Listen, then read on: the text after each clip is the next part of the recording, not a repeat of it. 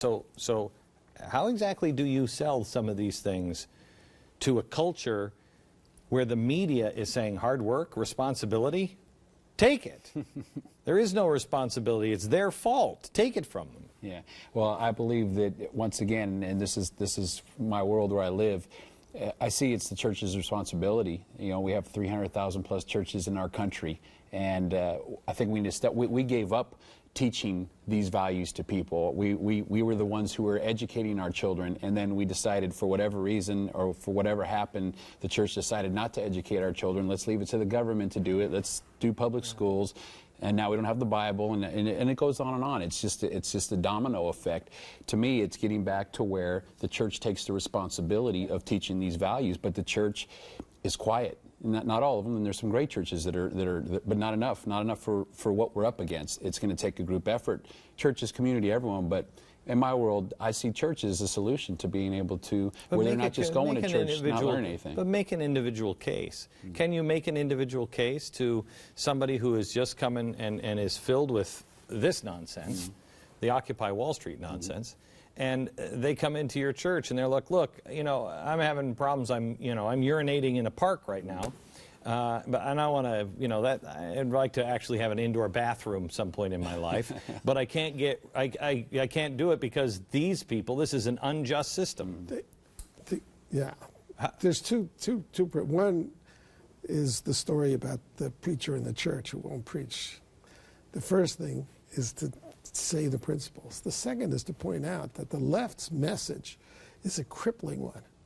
A crippling one, particularly for vulnerable people, poor people, people who have drug problems and so forth. Accountability, responsibility gives you the power to change. If you are dependent on, you know, government handouts or whatever, society, you're powerless. But they don't, and they have created a vast underclass. The underclass is a creation.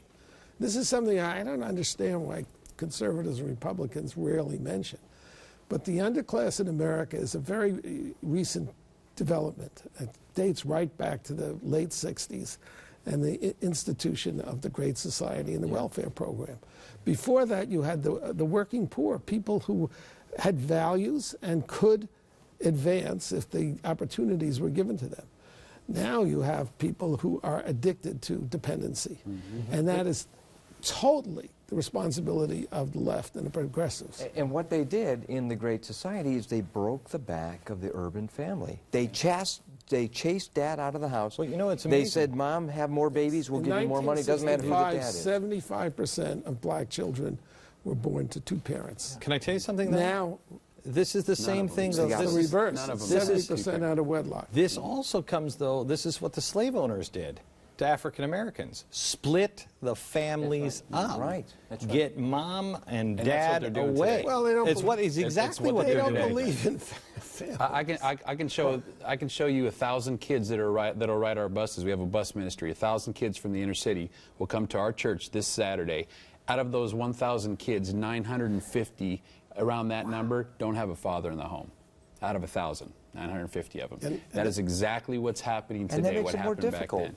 for them in life. I mean, basically, each parent has to be both parents. But more importantly, it gives the opportunity for those who want power to be dad. Exactly. That's where they step in and they, hey, we'll support you, we'll be dad, we'll do these things. But the left gets more voters, so who cares? Oh, I'm sorry. I don't mean to be silly. Well, no, but I mean, but this is a key, and the one thing that is consistent with poverty is if you want to double your chances of getting out of poverty, have a kid raised with two parents. If you want to cut it in half, it's much bigger than that. You're 6 times more likely to be poor if you're raised in a female-headed household, single parent. And see, I used to be I used to work as a consultant in the Justice Department, and back in those years when we did that, between 1973 and 1995, we showed that that 90% of all violent crime in America came from kids who were raised in a one-parent home. Wow. That if you were raised in a one-parent home, not only 90% of violent crime come from there, you're 6 times more likely to be in a gang, you're 7 times more likely to be on drugs. I mean, the numbers are absolutely worse than that. But you picked a key year, 1973. And I don't know if that was by coincidence, but that's the Roe versus Wade decision. We're now, we started the 40th year. So we've essentially got now 2 generations of men that have been told they don't need to be accountable. And we have a fatherhood problem in this country that you're seeing every single day, which is getting to the root of we're not raising our children with the values of a 2-parent home that is rooted in going to church on Sundays and paying attention and taking those to the other 6 days of the week. Look, I mean, I feel like at times that, you know, I ride my kids pretty hard at times. No, I don't. No. No, I don't. Yeah. I mean, and I think I'm a fairly responsible parent, but I don't ride my kids because I remember my kids have not done this. And this is when I realized, man, I suck as a parent. When they went over to somebody's house, and I was standing there, and the adult said, "You guys want some ice cream?" My response as a kid was this. I looked at my dad, or I looked at my mom. Yeah. Can I have some ice cream? And they would say, maybe just a little. My kids responded, yes. We think that we're on our kids down, but yeah, we're not even close. No. You know what I mean? Yeah. So I mean, how can you possibly? We don't. There's no. There's nothing in our culture that teaches that models this. Nothing in our culture. All the way from television, it models the exact opposite. It degrades the family. It degrades the parents. There's nothing. The state. Go to a mall. I go to a mall. I take my daughter. I have 3 girls, and I have a 12-year-old, and she wants to get some clothes. And at the mall, what they're advertising for you know 12-year-old girls, I'm going. It's crazy. 10, 15 years ago, you wear that, you'd be called a hooker. Yeah. I told my daughter that. I said, you'd be called a hooker if you wore that 10 or 15 years ago. Right. It's everywhere. Malls, television, it doesn't matter. It's everywhere. See, I think one of the values that we hold sacred is coming out in this conversation is family. The importance of family. I mean, family is so key. Family. Yeah, traditional family. Yeah, that's true. I mean, family. Who you marry, getting married itself is a huge. The hardest job in the world is a single mother raising children. The hardest job in the world, without a doubt. I believe that. I think the hardest job in the world is being a mother with a spouse. My wife is at home, and I would never trade jobs. Yeah. I'd never trade being a mom's tough. You know what I mean? That's tough. Being a mom's tough. Being a dad is tough. And being a mom by yourself, 2, 3, 4 kids. Impossible. Let me throw something out as a possible solution, because I've seen this historically, and I've seen our friend Rabbi Lappin has talked about this, but I want to go back to Booker T. Washington.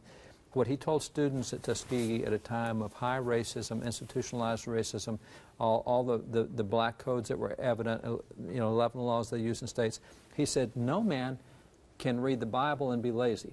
He says the Bible increases your desires and therefore your capacity for hard work, and therefore he talked about how if you read the Bible, it will set you higher goals by reading it. You will elevate yourself out by the hard work. True. Now, you take that model, you go to what Rabbi Lappin said. He spent 4 months looking at the last 1,000 years to see where the world-changing inventions came from, the things that led us from the agricultural revolution to the industrial and technological. And he said at the end of 4-month study, he found that 98% of all the world's great inventions that 1,000-year period of time had come from people who were open, professing, dedicated Bible-reading Christians or Bible-reading people. Now, they comprise not 98% of the, I mean, Christians themselves are 32% of the world, so we ought to produce 32% of the world's inventions. No, that little group produced 98%. You look at the Nobel Prize winners that come from religious Jews versus secular Muslims. I mean, it's a vast difference. And so that's why having the Bible in schools used to be a big deal. As you read the Bible in schools, you didn't have to believe it's religious stuff at all, but it would elevate your values, your respect, your morality, the way you treated one another. You knew the Good Samaritan, you knew the Golden Rule, you had a civilized society. It just kept setting you higher standards. And if we don't get kids to read that book, I mean, if they get so into their computer games, and if they get so into TV or whatever, if they don't go back to reading that book, we're not going to fix a lot of this anyway. All right, back in just a second.